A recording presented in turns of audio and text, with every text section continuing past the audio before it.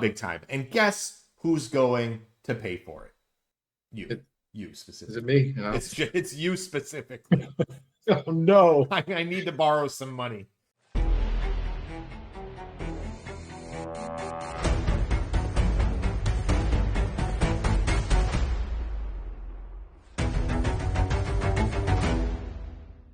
Hey everyone, and welcome to another episode of the Blue Sedition podcast. I'm your host, Nate Brady, alongside this guy up here. You're also me. Thank you. He's up there. Mike Smith.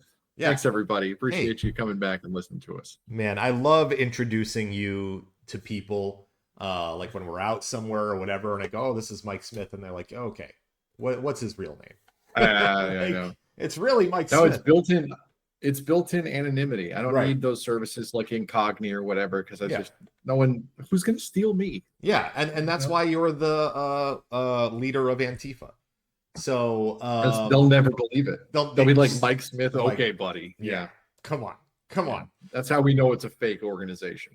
What's happening, dude? Like, what's going on? What's going on in your world? It's well, yesterday was Cinco de Mayo. Okay.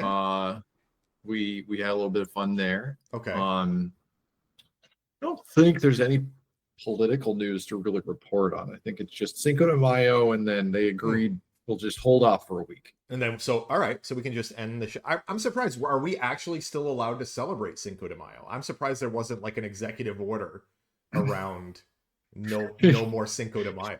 It's the May 5th. Yeah. Yeah. It's America Day. Cinco de Mayo anymore. Yeah, it's Gulf of America Day. It is kind of surprising that they didn't call Cinco de Mayo woke. Because it's just like it's a Mexican holiday, isn't it? Right. Or do we just celebrate it in a really racist way, like we put on sombreros and stuff? Well, I mean, we certainly celebrate it in a really racist way, but I don't think. So you don't think it's woke? Well, obviously, I don't think it's woke.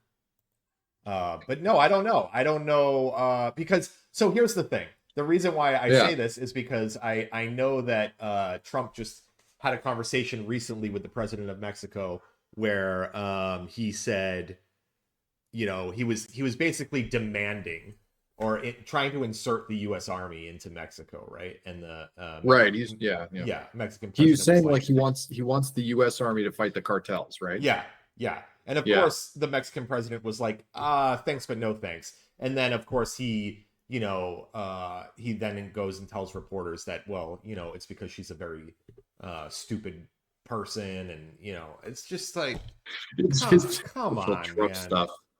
It's okay, just... I have some Cinco de Mayo facts here. I just real quick want to. Oh, all right, yeah, let's do that.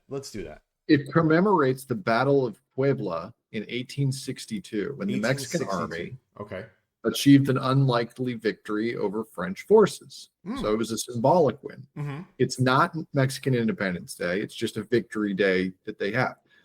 Jeez. In the United States, it's evolved into a broader celebration of Mexican American culture, especially in areas with large Mexican American populations. So here, obviously, Los Angeles area, very large Mexican American population, big, huge Cinco de Mayo. So why haven't they called it woke and just like tried to demolish it yet? Yeah, that's it's completely Mexican. It's not even Mexican American, really.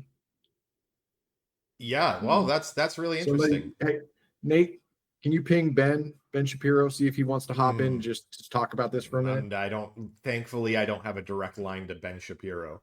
Okay. Yeah, so I'm grateful for that. I will be honest with you guys. I mean, because we're transparent. We're idiots sometimes, and we're transparent about being idiots. And I would have bet my life that Cinco de Mayo was the celebration of was Mexican Independence Day. Right. It's a common misconception, apparently. Yeah. Like a lot of people. I thought that before I started looking up. I'm like, I know it's Mexican Independence Day, but what's the deal here? Yeah. It's like, it's not Mexican Independence Day. As a matter of fact, it's not. And what you know to be true is wrong. So hopefully, if you're listening, you've learned something today. Yeah, it's an educational stream, if nothing else. Probably everybody knows this already, and we're just the dummies. That's fair. But at least we're doing this, and we're learning, right? So, okay, so I think there was some news this week. Darn. They didn't put the news on hold. I missed some. Okay. I'll tell you what, guys, we got a mix of good news and bad news. The good news, by the way, is almost always look at this bad thing that Trump did, and now we're getting a little bit of it back, right? It's it's not good news on its own. It's good news because of something terrible that Trump or his administration did, right? Right. And I think that the first, let's just lead with some good news, okay? Let's just lead with this, set the tone, right? What am I looking at here? What is this court filing? What is this document? I see the versus Donald Trump et al. That's pretty good. Yeah, that's good. This is Mosen Madawi. That's a name I recognize. Okay, that's the young man who thought he was going to for his citizens test, right? And practicing Buddhist, thought he was going for his citizens exam, and then was detained by ICE. Yeah. So they catfished him. I forgot about that. Yeah, exactly. So turns out, not so fast. He was released. This is really great news. And I hope it sets kind of the precedent and the tone for these. I'm gonna say nonviolent, and I don't want it to come off as meaning that everybody else who is detained is somehow violent. I first want to say that it calls out the fact that due process is not being followed, that habeas corpus is important, that so I want to start by saying that, but I also want to point out that the Trump administration keeps doing this thing that they're not getting checked on. So he had an interview with, I think it was ABC the other day, and I forget who the interviewer was. It wasn't the big one where everyone was making fun of him for not knowing what the Declaration of Independence was, but it was another interview. It was a woman. This is Trump, not a woman was interviewing Trump, and saying, hey, what about due process? Don't you care about due process? Don't you care about the Constitution? And he was saying something like, what am I going to do? Hold 3 million trials? Like, I can't do that. 5,000 trials, yeah. Well, he said 3 million at first. Like, he's just being ridiculous, whatever his number was. Yeah. And he kept saying, like, I committed to getting these criminals out of here. And the one thing that really aggravates me that people aren't pushing back on him on, that people aren't checking him on, is you can't call somebody a criminal unless they've had their due process. So for what reason is this person a criminal? Because you said so? You especially, I'd like even a halfway response to that. Like, okay, let's say that you want to curry favor with Trump and you don't want to call out the fact that that nobody's a criminal until they've been tried, right?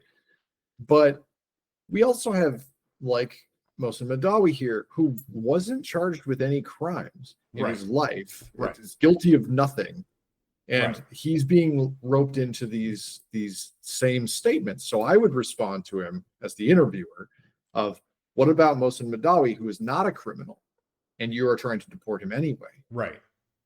And then just that's how I would push back to try and, keep Trump from just taking his mic off and walking out.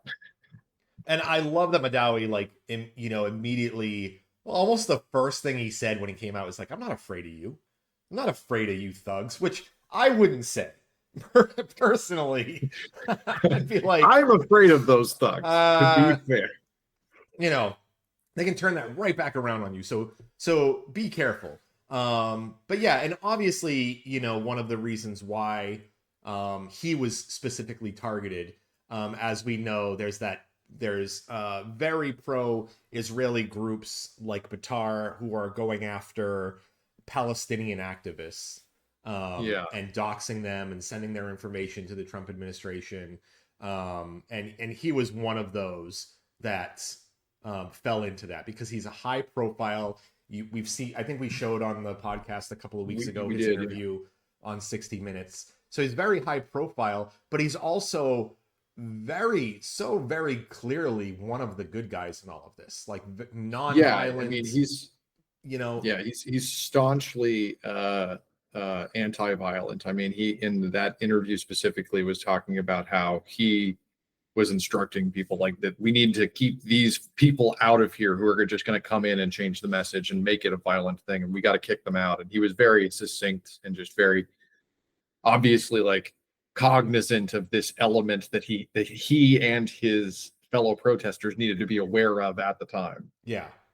And Mosen, he received a lot of support from the Columbia community. I think it was something like over 90 letters from students and Jewish students that attested to his peaceful character and all this stuff. And professors and yeah, exactly. And he actually plans on going to Columbia graduation and then pursuing his master's in the fall. He's like, what are you gonna do? What are you gonna do?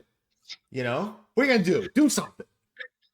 I kind of like it. I mean, again, he's the thing that's annoying is that he's a green card holder, right? And they can just revoke his green card for anything. And they can just revoke it, right? They can be like, "You're not staying here," and they don't have to even make a case about it. They can be like, "Oh, due to administrative whatever, we've revoked your green card status. Right. Return to your place of origin. You have 90 days or whatever." Right.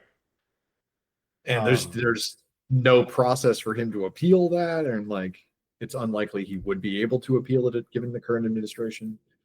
But it definitely is like a sign in the right direction of like I'm not going to take this lying down. I'm going to just keep doing the American thing here. I'm going to continue going to college. I'm going to graduate. I'm going to go to and get my master's, and you're going to have to kick me out to stop me. So I think I really like that you said that that's the American thing. I think what we're seeing, what's working really well, we've talked about the law firms in the past that have acquiesced and the ones that have stood up. It seems like when you have a bully like Donald Trump, the American thing to do is to stand up and push back against these bullies, and they crumble. That to me is the most patriotic thing that you can do. As opposed to the other side who calls themselves patriots, that are kissing the weird platform boots or shoes that Donald Trump wears, or this like slanty thing, and like I don't know, adds 6 or 7 inches to his height. So yeah. Anyway, however, I think what we should be a little bit worried about here is that Trump sends him to Alcatraz. So I'm a little bit worried. Wow. Yeah. Have you heard? Yeah. Have you heard that? Yeah, I have heard. Alcatraz is a lovely tourist destination in San Francisco. You go up there, you go in the bay, you get to walk the tour and see the museum there, and they talk about the history of it. They actually get 1.4 million visitors annually. I looked that up. So it's busy enough that the last time I was there, I wanted to go and was unable to. Yeah, it's super busy, right? And we wanted to check it out too. It has not operated a prison since 1963. So we're talking 62 years ago, if I can do some quick math, right? Due to high costs and deteriorating infrastructure. I mean, what does he want to do with it? He wants to nationalize the museum. No, yeah, he wants to reopen and expand Alcatraz. So as a museum, he wants to make the museum bigger. No, I think what he's realizing is that he got a little too much pushback when he asked President Bukake to take homegrown terrorists. So now he's looking for a place, and I think Trump is really into moats. I don't know if you remember last time. Yeah. He's like super into like, if you surround things with water, nobody. So I think he thinks that. Oh man. He's like a child's mind in a lot of ways. Like that's something that my son would say. Yeah. And I'd look at it, I'd look him in his, innocent face, and I'd be like, what a fun idea. Yeah. No adult is going to do that. But I'm glad that you think this way. Yeah. We had, I know that I reposted this on our Blue Sky account, but somebody, and I'm struggling to find it obviously, but somebody basically scours the local and national television cycles for where Trump is and when it's posting, and they found that there was like Escape from Alcatraz or some other movie on TV the night before he announced this. And they're like, there is a shocking connection between what's on TV the night before Trump announces something and what he announces. Like a direct line. Way. I saw a movie where Alcatraz, there was only ever one guy who ever escaped from there, and he probably died, and he sees it in the movie, and then he's like, we got to reopen Alcatraz. Like, that's how his brain works. Again, childlike. Okay, I want to find. We got to find. It's in our timeline somewhere. I reposted it. It's pretty great, and I think the guy's been going on and just running these direct lines ever since. I kind of love it. I mean, it would be hilarious if it was on like before or after certain Fox News shows that he likes to watch. Like even on, it's like on Fox, it's like next Escape from Alcatraz or whatever. Yeah. So you know what? I'm ridiculous. Not going to happen, right? Very unlikely to happen. So. Yeah, here it is. It's from a person named Robert Andrew Powell. And I'll send it to you so you can share it here. But it says, I may have the context for this. Last night, WPBT in Palm Beach broadcasted the 1979 Clint Eastwood film Escape from Alcatraz. And he shows a little clip of it. All right. Well, let's give him a follow because this is awesome. No, but he is not watching PBS. I mean, it says PBS there. I don't know, but I think that it's funny to have the idea of maybe he just saw it on TV. You can imagine Trump just flipping through and he sees Clint Eastwood and he's like, "Oh, Clint Eastwood." And he just watches the movie and he's like, "We're gonna reopen Alcatraz." Yeah, it was Saturday. So does that mean or Friday night? So does that mean that he was in Florida? Because he's saying this was like on a local Palm Beach channel. I don't know. Probably. I don't know where the president is at any given time. And on the weekends, I think he is back in Florida, right? I think so. He is. I mean, I think that was the kind of the point there. Absolutely ridiculous. In the event he orders them to remove past schedules. Look, the people are the diplomat. Yeah. Yeah, I mean, the internet's all right. These people are going to be okay. We got the sleuths of the world here. Wow. Amazing. So yeah, very unlikely this is going to lead to anything, but he's just absurd. All right, let's move on. What else do we got? Okay. We got other stuff to talk about.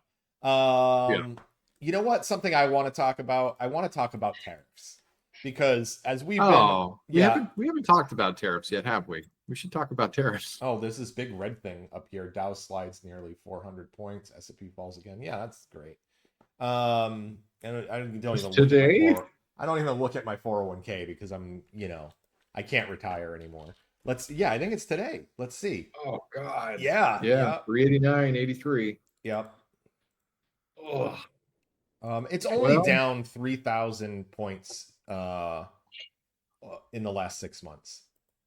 So. I keep my Dow starts January 20th, and then I just watch it every day to see that red number. Yeah. Like, how are the markets allowing this man to continue? Well, it's Biden's stock market, which is okay. All right, so let's talk a little bit about we touched on this. We predicted this story was going to come out last week, and it came out I think like the day after, or actually it came out. Oh, it looks like this says Tuesday, April 29th. But basically, Port of LA shipping down this week because of tariffs. The shipping volume at the Port of LA is expected to drop 35% this week due to the 145% tariffs on Chinese goods. And so about 25% of the usual number of arriving ships are projected to be canceled, just completely canceled. There's no reason to send them. Yeah, they have no cargo to ship. Right. And again, I mean, what we talked about last week was these tariffs are going to have a serious downstream impact, right? So not only local businesses, big retail businesses, now we're talking about, obviously it's affecting trade. That trade, though, affects other things. It affects jobs. It affects, these ships don't just drive themselves back and forth. So, They're not fully automated fleets just yet. Right. And not only that, but I mean the longshoremen who have to take the containers on and off the ships and find where they go and trucking, like they're trucking sitting jobs. on their hands now. Oh, where are the truckers? Where are the truckers? You guys are gonna have yeah. you guys are gonna have plenty of time to do your little truck rallies that you love so much. So go for it. Go do your truck rally. Hey, but at least under Trump, the price of gasoline's down across the nation, according to Trump. Is that with the eggs? Was there a 98% decrease in gas? That's the eggs. Yeah. Is gas 35 cents a gallon? You're right. Biden's gasoline prices have gone up. Biden's gasoline prices under have gone Trump. Up. Yeah. So the drop, unfortunately, is expected to continue. It's going to get worse. A lot of importers, and you know, this is going to be years of issues here and long-lasting, long-term effects, because what's happening is there are manufacturers and retailers that are now have to find alternate solutions and are going to likely forge new relationships and create those, you know, whatever. It's screwing everything up big time. And guess who's going to pay for it? You specifically. Is it me? No. It's you specifically. Oh no! I need to borrow some money so my kid can have $30 instead of $2. What has he gone about with this $30 thing? Well, you know the clip that I'm referring to. So in his yeah. He said it several times now. Oh, he said he it did more it in than that once? interview that you were talking about. Yeah. But yeah, then like they caught him on Air Force One, and he's like talking through the door like he does, and he changed his number, and he was like, kids don't need $14, $15. Get by with $2. Like he looked completely confused. But yeah, so we only have dolls. Somebody in his cabinet literally told him, like, don't say $30. Nobody has $30. And so like he started to say 30 and he stumbles. He's like, $14, $13, too many dolls. Like he would lower the number a little bit. It's frankly, too many dolls. Okay. Well, I heard that is too many dolls. I heard we're saving $200 billion. Is that right? I swear to God. Can you do this math for me? I don't think he understands trade, and he definitely doesn't understand simple mathematics. So he says something like, I used napkin math when I laid this out before, but it was something like the trade deficit with China is like $100 billion. So what that means to somebody who's thinking about it, let's pretend that China sells us $200 billion worth of materials and goods, and we sell them $100 billion worth of goods and materials.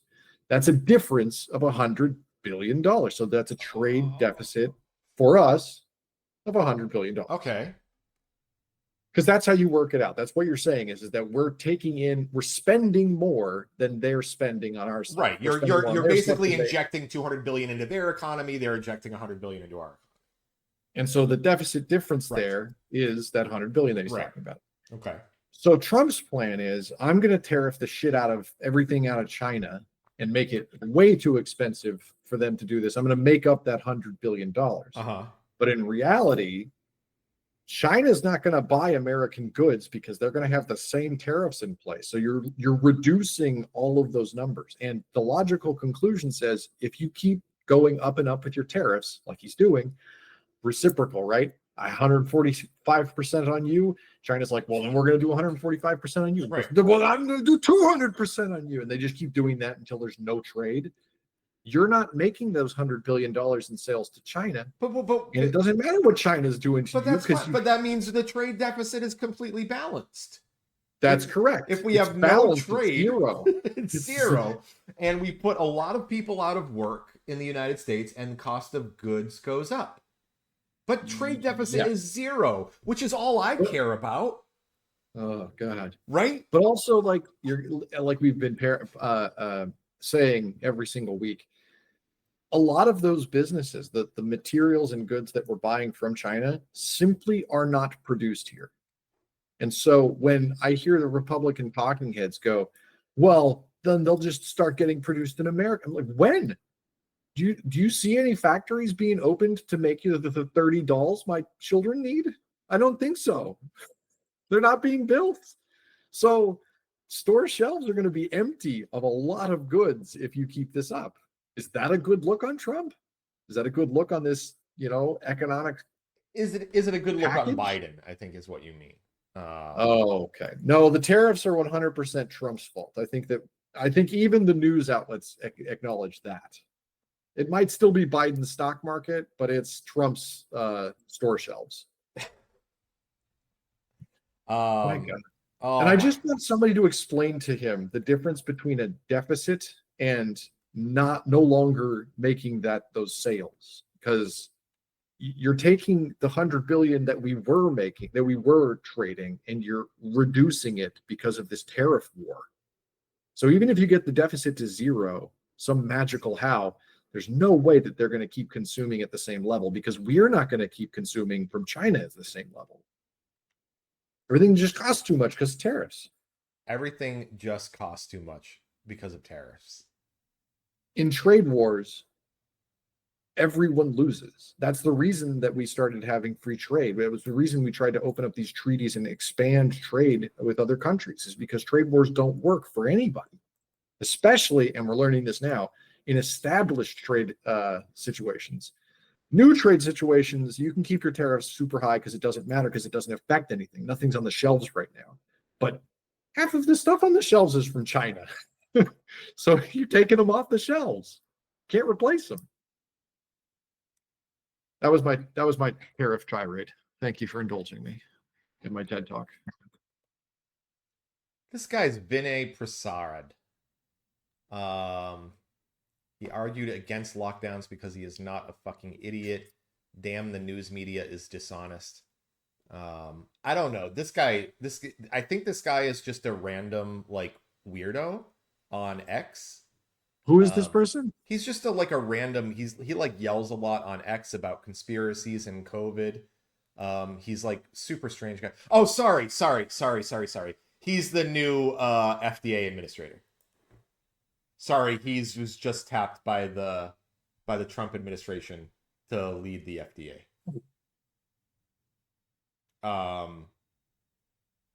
So you might want to look into him a little bit. I just saw this happened at, I think, around 10 a.m. this morning. I don't follow him, but I know from other people that he has a YouTube channel. He conspiracy stuff, things like that. So yeah, I would look into him a little bit. Basically, obvious pick for the Trump administration. Really bad pick for us. Oh, Americans? Americans in general. Yeah. He's basically compared masks and vaccine mandates to Nazi Germany. He's anti-vaccine, trying to sow distrust. Probably, I believe, allegedly, I think he called for Fauci to be arrested, and just a regular type of normal, just a normal thinker, just a with normal, regular brain type of person. He is often, there's some notes here that I have on him that he's criticized for misunderstanding and misrepresenting the limitations of clinical trial and doesn't understand the NIH at all. So it's a great choice. And no one understands clinical trials. That was another thing that came out. RFK Jr. had said something about clinical trials and wanting to restore the practice of using placebo. Did you see that? Mm-mm. Yeah, he called for, I don't know if this was at a speaking engagement. Does he not know that we still use placebo? What's he talking about? We don't in clinical trials. We don't in clinical trials because it's unethical to use placebo. We're basically saying that you're taking people who need this treatment, an emergent treatment, true. and I was just in a clinical trial 2 years ago that was a double-blind placebo study with placebo controls. So I don't know. Well, okay, then let's move on then, because I must have something about this story wrong. Yeah, I'm not sure. I was in but to your point though, I was in an ADHD study, and I was off my medication, and I was in a study for a new medication that was in stage 3 clinical trials or something like that. And I had clearly gotten the placebo. Either that or the medication just completely did not work. But there were 2 control groups, and there were 1 control, whatever it was. But I had to actually drop out because it was that bad. So that does speak to your point a little bit about it being not unethical. Okay, so but I have the story now. Okay. It was out of Reuters, and it was RFK Jr. And specifically, it was him calling for placebo in vaccination trials. Okay, that makes more sense. And so the claim, the point that scientists were trying to make is that including placebo in vaccination trials is a violation of a fundamental ethical principle in clinical trial design called, and I'm going to get it wrong, equipoise. It looks like EQUIPOISE, and it means that no one's exposed to excess risk just to test the therapy. Yeah, and that's the reason why we don't do that in vaccination trials. That makes sense. So I had some of it. And, but anyway, getting back to the guy. Well, no, sorry, just real quick before you move on. So RFK Jr. is arguing he wants more people to be like subjected to his brain worms without getting vaccinated for it.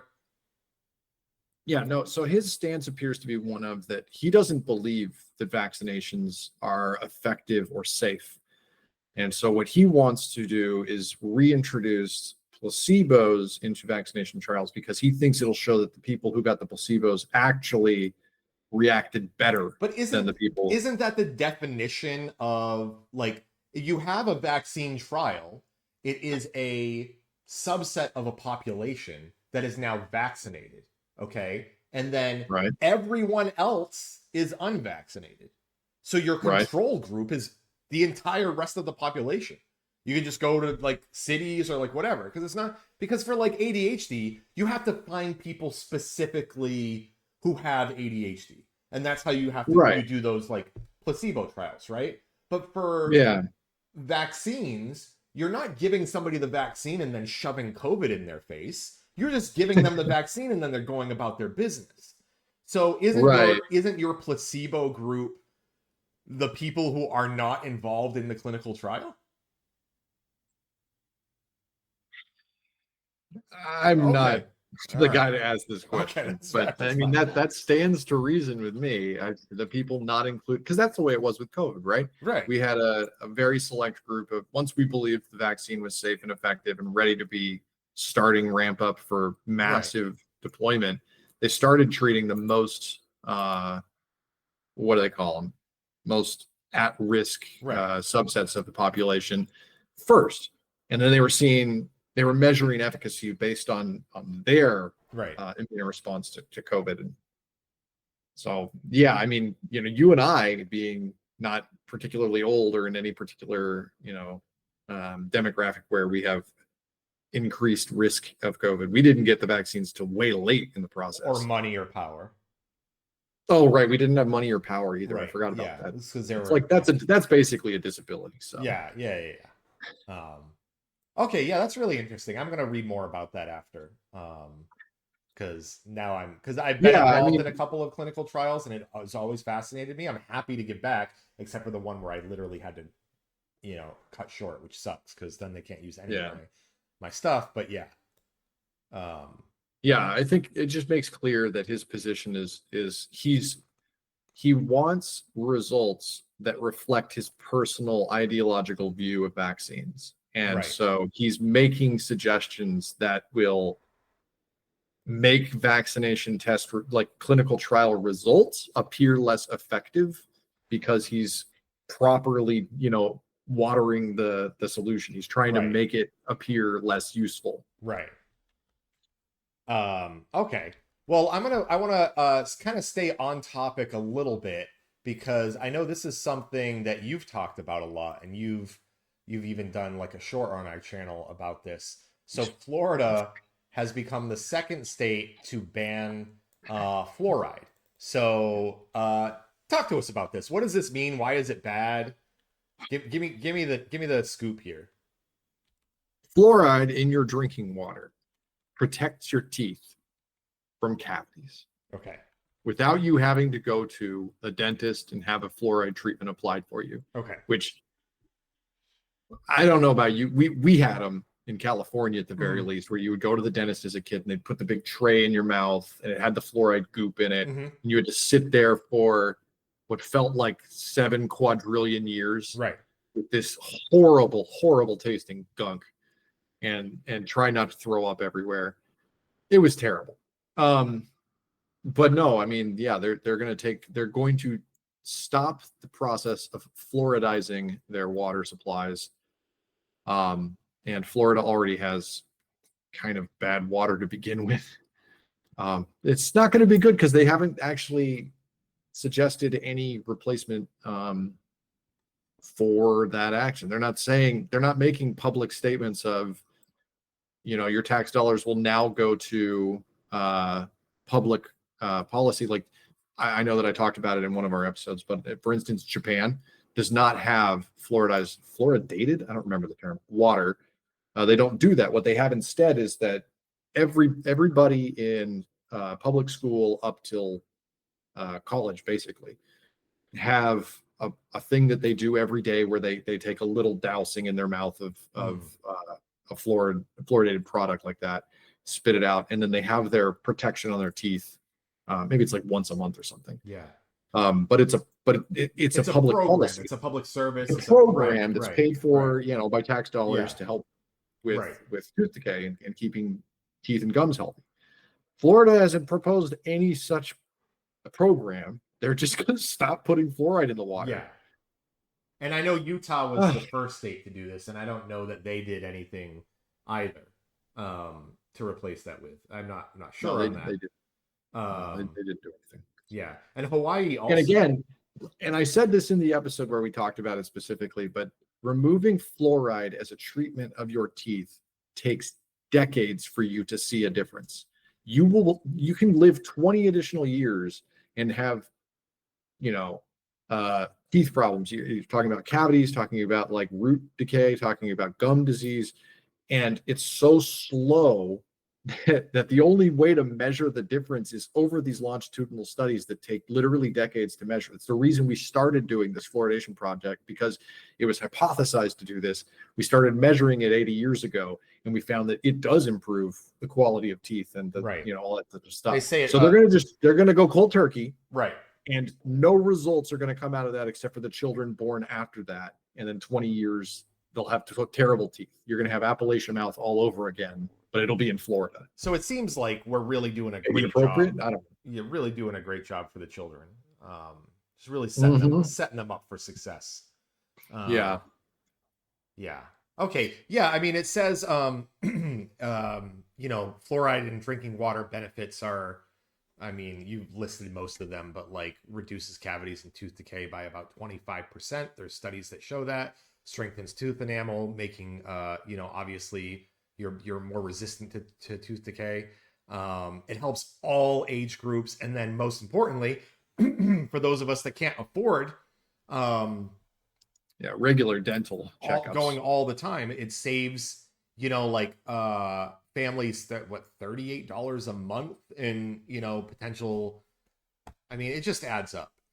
Fewer fillings, fewer extractions, less mouth pain, fewer missed days of work and school. That's always been mind-blowing to me, to take just a quick detour. You would think like healthcare. You would think the things that made your employees more efficient and more healthy so that they could come to work and do their jobs would be something that you would favor as being like let's say you're a multi-billionaire who has all of these businesses or whatever, assuming that it's not healthcare. You would think like, oh, the most important thing I care about is keeping my workforce healthy and making sure they're coming to work every day. Productivity and efficiency. So I care about public policy that affects that, right? Yeah. I think that there's, I mean, it's sort of a cliche, right? But I think that there are two, distinct views on that, and it boils down to stick and carrot. So I think that you're right. I think that an employer that actually gives a shit about their employees would view such a thing as a carrot. They're like, I'm going to help the lives of these employees because they're going to make the business work. They're the gears that makes this machine run. And then there's the other side of it where you're a kind of a piece of shit employer, and you're like, if you don't do your job, you're going to lose your health care. And I'm not going to, you can't even afford to go to the dentist. Right. So get back to work. Right. And so, man, I see it. And then they're like, yeah, you're not taking a sick day to go to the dentist. Okay. You're taking one of your vacation days to go to the dentist. Right. Exactly. That's not health care. It's in your mouth. It's not in your body. Yeah. What are you, an idiot? Eyes don't know. You're trying to go to the dentist with your health insurance? Are you stupid? Eyes and teeth have nothing to do with the human body. So knock it off. I hate a lot of the I hate it here. Industriousness of our country. It's just so ridiculous to me. Let's switch gears back to talking about deportation, especially the crazy stuff that we're doing in the fun stuff. Yeah. The fun stuff we're doing in El Salvador. Man, our gulags. You need to help me here because I cannot control my hatred for the Democratic Party, and it's very hard to be vocal about how much you hate Dem leadership right now when we're dealing with what we're dealing with currently. Right. So it's hard for people to understand that these two things can both be very bad, and sure, maybe different degrees of bad, but very bad nonetheless. Yeah. So what do we do? What do we do? I don't know, man, because so much of Dem leadership for the last at least 20 years, probably more, has been about optics more than anything. They don't care about substance or anything. They care about optics. So, which is mind-blowing to me because you're right. All they care about is optics. So they pay so much money for all these Dem strategists and all of this stuff, and they have they Kamala campaign redid the Don't Call Me Daddy. I don't forget the name of the podcast. They spent millions of dollars on the set, on getting the look and everything right, and it's got to be perfect, and optics and this and that. I mean, the popularity of the Democratic Party is just nosediving. It's tanking, it's because of stuff like this. Right. Well, I mean, and even like you were saying, it's hard to be in the Democratic camp because you see these kinds of things happening where, okay, you held a filibuster for the longest, time or whatever. 24, 25 hours, fine. Whatever. And it wasn't even a filibuster. Right. It was a sit-in for all intents and purposes. But and then it didn't accomplish anything. Right. And then you showed up for work and voted for the enemy the next day. So what? So your optics are already like, you're just doing this to get press coverage. Right. Okay, fine. And now you're saying, well, I don't think that we should be having any of our elected officials go and see these gulags, these torture camps, these slave camps, whatever you want to call them, because it's bad optics for us. The Democrats, it's not, we shouldn't do that. I argue, yes, you should. And you should bring all the news outlets that'll come with you and show them what it's about. But just what are you doing? Why are you this way with the optics? Democrats have always been bad on immigration. And I mean that both with their optics and just bad and just bad policy too. But, it's like you're really no different. Oh, okay. You're definitely different than kind of Donald Trump immigration policy. But Democrats and Republicans were pretty closely aligned on immigration policy, especially the last maybe 20 years or so. Enacted policy, yes. The Democrats have very much campaigned on anything but immigration, right? And then the Republicans campaign on how bad the Democrats are on immigration when they're both doing the same thing, when they're all voting for the same shit anyway. And the Democrats just can't find a position because Democratic voters aren't anti-immigrant by Right. and large. Right. They're like, I think that if you want to become an American, there should be stable and simple, not simple, but like straightforward pathways to that. Right. And elected Dems are like, oh, we're not going to fucking do that. Yeah, exactly. Why would I let a Mexican become an American? I'm not going to do that. And so then it leads to situations like this where Jeffries is is saying, hey, we should stop going to El Salvador because it's a bad look. It's a bad look for Dems. Right. Because it's like we are positioning ourselves as anti-American, pro-violent, whatever. And it's just not like everybody knows that's not the case. And we've seen actually, even from the Republican side, Donald Trump supporters, there's going to be a ton that love everything he does ever. It's a gradient, of course. But for the most part, Republicans are starting to sour on Donald Trump's version of immigration. And I think we should really be leaning into that. Not only because I think it's morally the correct thing to do, but that's what I want. The bottom line is and the messaging should be simple. For Democrats, it should be, we want clear and established pathways to citizenship for like non-violent, include whatever rhetoric you need to make it clear. Like, I want dishwashers to come to America. Like you want that. You want pathways to citizenship.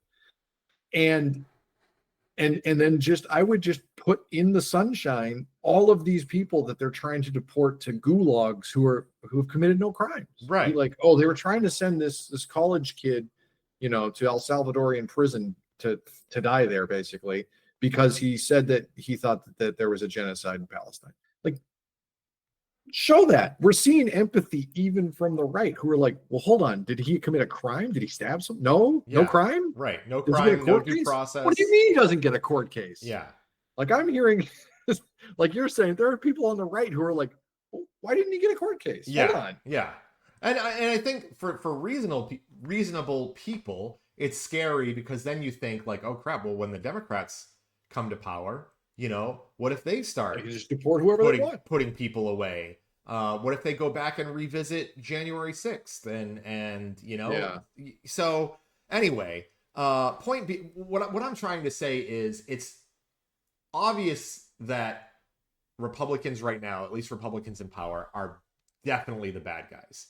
And saying that they're the bad guys and showing people that they're the bad guys and being on the morally correct side shouldn't involve any optics strategies. It's pretty simple. If Cory Booker and the Hispanic caucus want to go down to El Salvador, go. That is not going to hurt.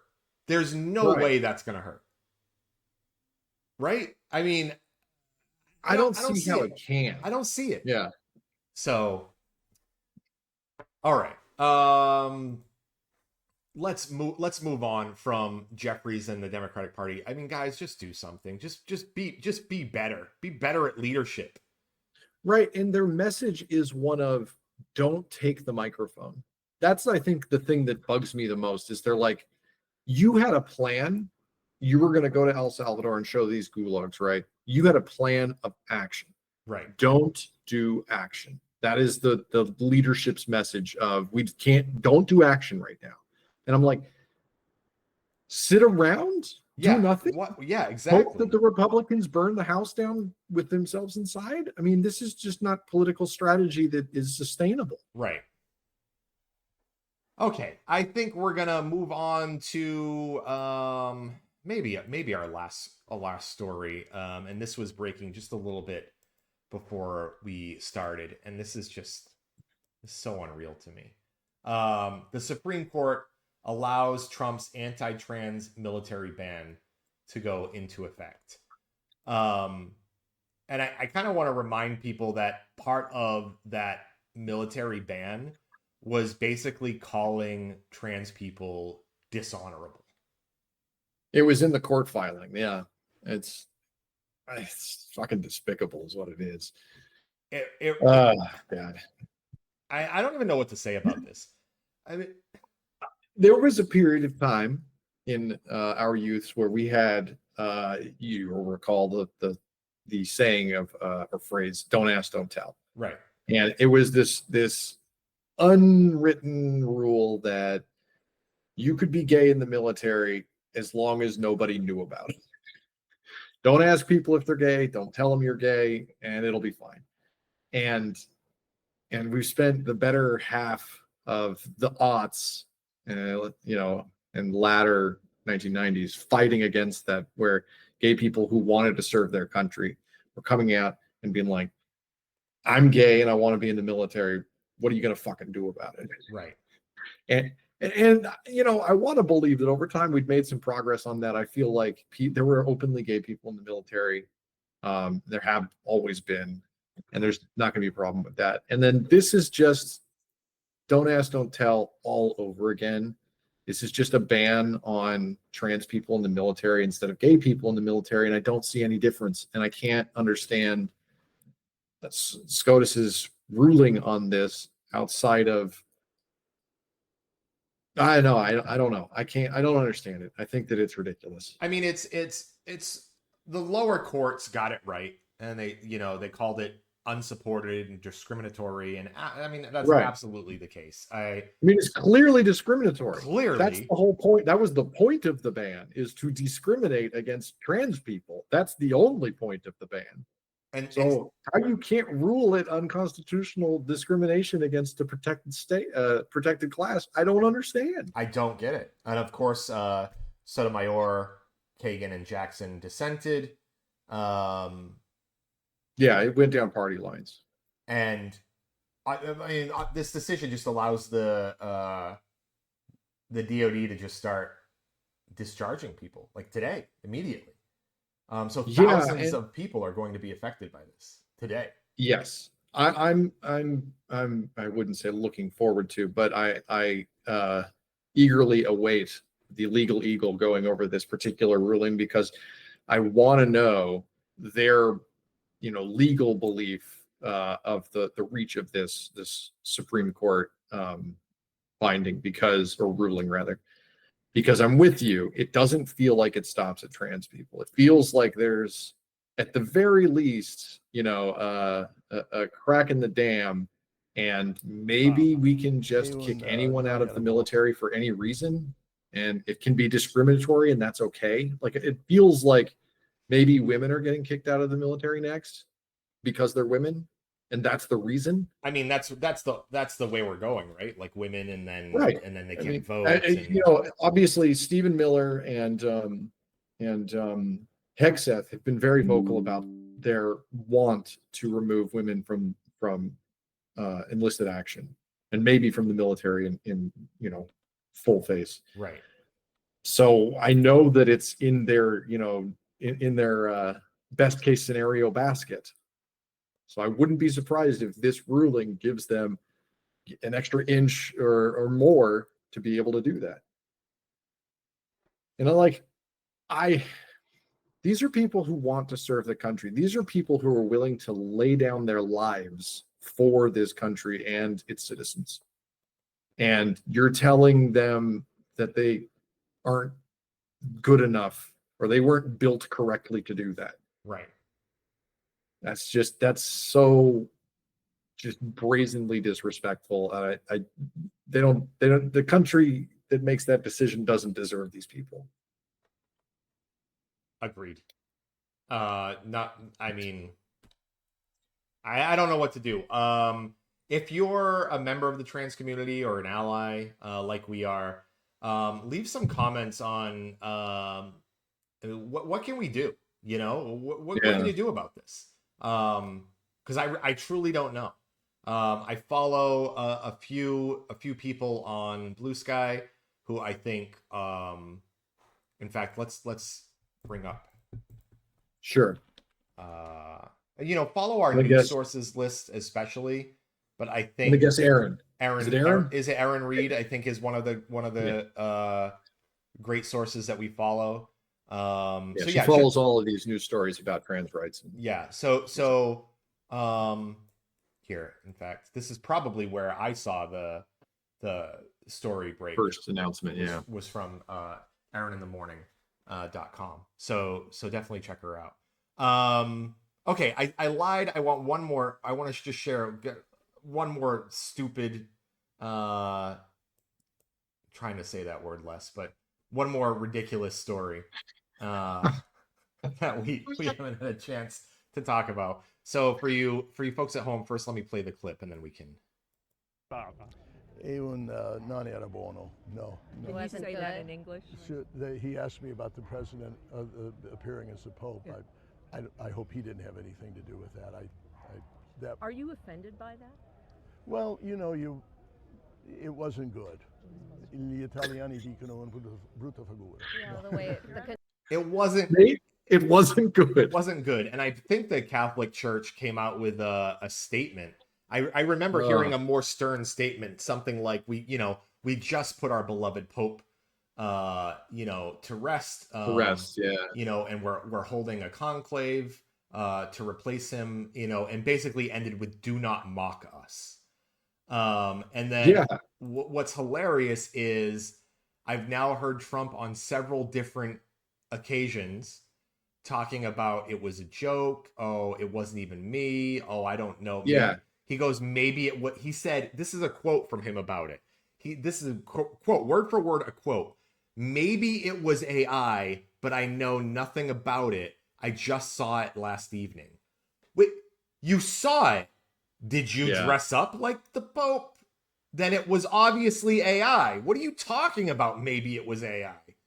So I mean, I think that that's a secondary issue that I wanted to talk about with this, but it very clearly means that he's given his keys for his account over to some intern or something to do, and it's probably just his fever dream. So he's walking around Mar-a-Lago and he says out loud, and the intern's right behind him. He goes, "You know what? I think I'd make a good Pope," and then goes about his day. I don't think he's like doing anything malicious in that thought, but then his intern's like AI image of Trump as Pope to Grok or whoever. Well, they sent it to him, but who's they? What do you mean? No, somebody made it. I'm sure, like you're saying, like his intern, but he posted it because later he then said, "Oh, I showed it to Melania, and she thought it was cute."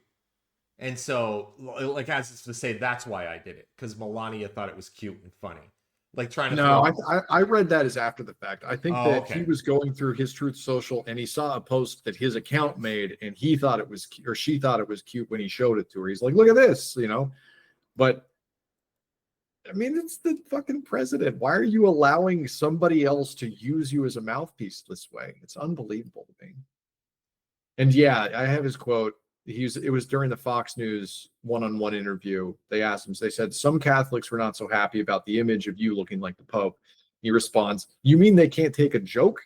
You don't mean Catholics. You mean the fake news media. The Catholics loved it. I had nothing to do with it. I had nothing to do with it. Maybe it was AI." And so, I mean, I had nothing to do with it. Maybe it was a bot. It's the intern behind you. I mean, just be honest with us. Like, you don't control every post that gets made here. We've seen some of the posts where you have like really good grammar and no capitalized words or anything. We're like, well, Stephen Miller wrote that one. We understand. Right. But I love it. The Catholics loved it, man. All right, keep going down that road. Keep going down that road. That's great. I love it. How many Catholics are in the United States? Is Catholicism a big religion here? I mean, it's smaller than it was a decade ago, but it's still it's up there. There's probably tens of millions of Catholics in the United States, right? Yeah, I mean, I imagine. But I mean, is it like a big sect? Like, is it big enough swath where pissing them off will matter? There's 53. Wow, is it 53 million? Yeah, 53 million. Yeah, I knew it was tens of millions. I couldn't tell you the. Yeah. So, yeah, I would say so.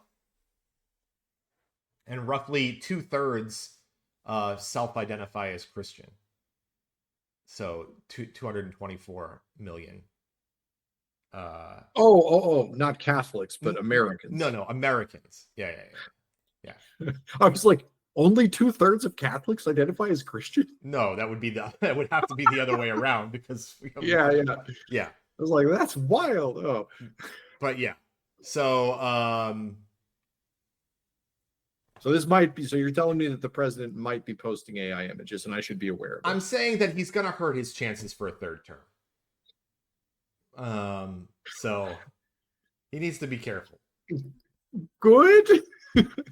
I don't know. He should have zero chances. He should but have. hurting He him should be. should be good. You know what I want to look at? Hey, just humor What do me you for wanna a look second. at? Vegas I got you. odds. Vegas odds. What is it? No, don't do it. 2028 presidential Don't do it. election. I gotta see Don't if do his it. name is on there. Don't do it. I gotta see if his name is on there. His name is not currently, at least in some of the books. Okay. I All don't right. see odds checker. Wait a minute. Wait, 2028. Come on. Hold come on. on.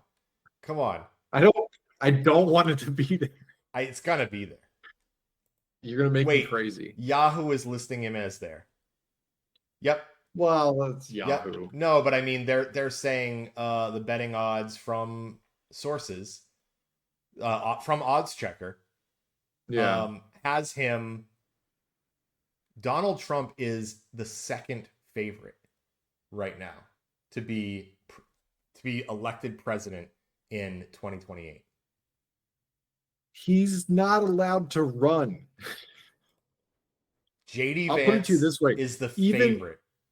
Even now. Polymarket doesn't have him as an option. No chance.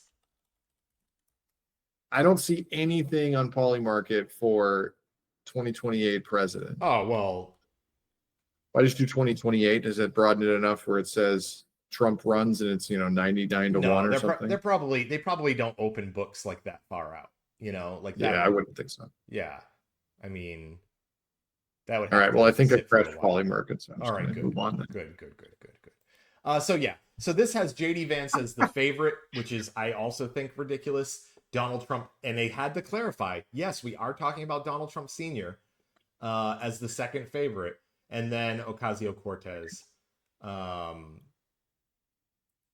really? As the first Democrat name? As the first Democrat name. Never mind. Yahoo's got it spot on. Let's go Yahoo. I think that AOC demolishes Vance in a head-to-head matchup. That's just me. Yeah. I don't think Vance can beat anybody. I don't think Vance can beat Cory Booker. Vance is such a weird guy. He's such a just blah person. We'd lead into the weird thing, right? We wouldn't let that fizzle out. If AOC's running, she's going to call out how fucking weird he is every single speaking engagement. Good. He's not a moron. Good. All right. That's it. That's gonna we'll end our show on Donald Trump is currently the leave a comment calling us weird. Second How about favorite. We are weird. Okay. That's our show for today. Thanks everybody for watching.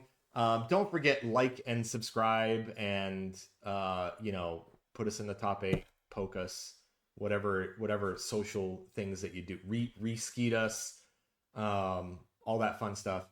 And we will catch you next Tuesday for another episode of the Blue Sedition podcast. Thanks again. Thanks, everybody.